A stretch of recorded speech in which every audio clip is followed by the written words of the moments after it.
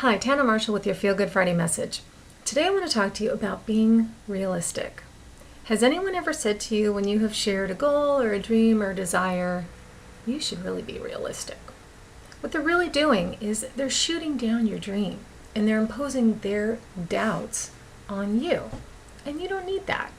And it makes me cringe when someone says, oh, you need to be realistic. Now, there are times when it does serve you well. You want to pay your bills on time, and if your car is running out of gas, you can't look at your gas gauge and just dream that, oh, it's going to be full, and visualize that it's full and it's going to be full. No, you actually have to go to the gas station and fill it up. So there are times when being realistic is practical.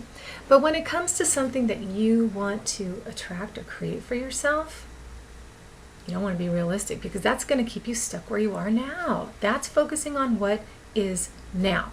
And you don't need to. You want to project towards what you want to create, and get excited about it. And I want to talk about a few people from history, and I want you to think about what our world would be like if these people had been realistic. I'm going to start with Benjamin Franklin.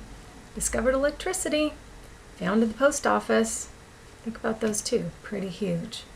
Thomas Edison, he created the light bulb, among many, many other things that he created, but that's probably the most prominent one that he's known for, and something that we use and pretty much couldn't live without these days. We'd be sitting around by candlelight if he hadn't invented the light bulb.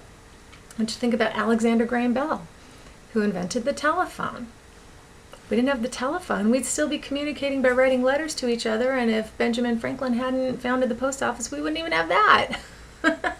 So our world is shaped by these people that created these inventions that make our lives what they are right now. How about Henry Ford?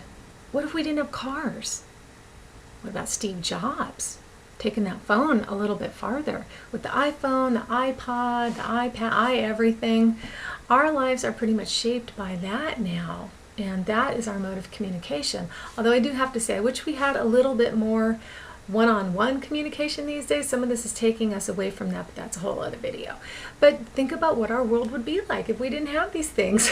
We'd be sitting around in the dark. We'd be traveling by horse and carriage still and communicating by mail. It would be a much different world. And you know that somewhere along the line, each of these people had someone say, oh, you should be realistic. You can't create that. That's too big. That's never been done before. What did we talk about last week? We looked for people who'd done it before. These are the people. And these people didn't even have anybody to look for who had done it before. And they did it anyway.